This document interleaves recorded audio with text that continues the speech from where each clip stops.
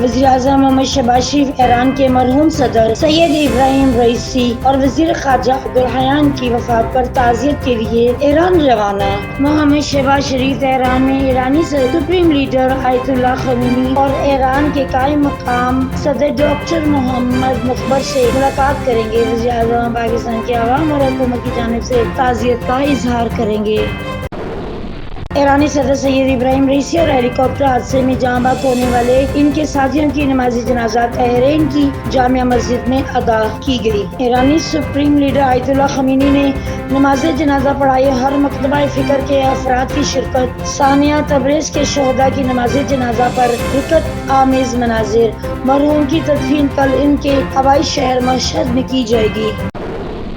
Bishkek سے 3223 طلبہ پاکستان پہنچ چکے ہیں۔ 3000 میں سے 2 زخمی طلبہ کو اسپتال سے ڈسچارج کیا جا چکا ہے۔ بشکیک میں حالات مکمل طور پر معمول پر آ گئے ہیں۔ فسادات کے ذمہ داروں کا تعین کر کے گرفتار کر لیا گیا ہے۔ ایک فیکٹ فائنڈنگ کمپنی بنائی ہے جو 2 ہفتے کے اندر اپنی رپورٹ پیش کرے گی۔ میڈیکل کی بیرون ملک تعلیم کے لیے کمیٹی بنائی ہے جو اس بات کا ارادہ کرے گی کہ کن کن ممالک میں میڈیکل تعلیم کی اجازت دی جائے۔ نائب وزیر اعظم اور وزیر خارجہ محمد اسحاق ڈار کی میڈیا بریفنگ۔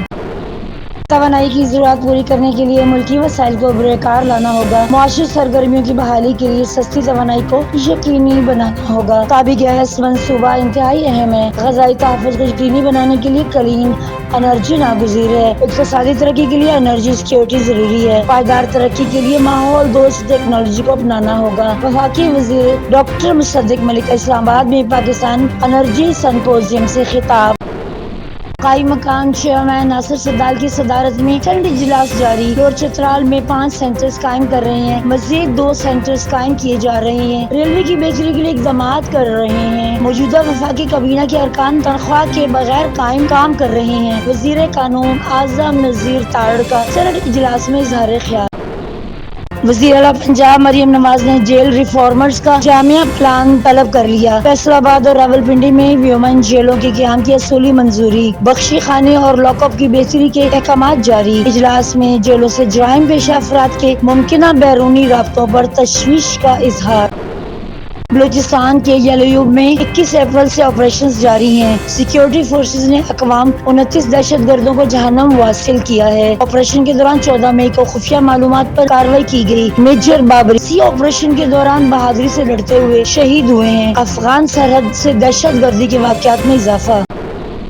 غزہ کے مختلف علاقوں پر اسرائیل کے حملے جاری۔ نصیرت پناہ گزین کیمپ پر اسرائیلی طیاروں کی بمباری میں 10 فلسطینی شہید، متعدد زخمی۔ میزائل حملے میں مزید 8 فلسطینی شہید۔ مغربی کنارے کے شہر جنین میں اسرائیل کی بمباری میں شہید ہونے والوں کی تعداد 8 ہو گئی ہے، 21 افراد زخمی۔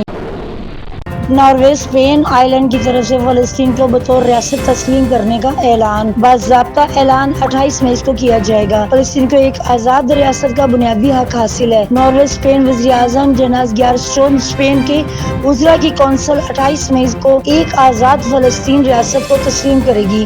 ہسپانوی وزیر پیڈرو سینچیز آئرلینڈ کے وزیر اعظم سائمن ہیرس کا بھی 28 مئی سے فلسطینی ریاست کو تسلیم کرنے کا اعلان۔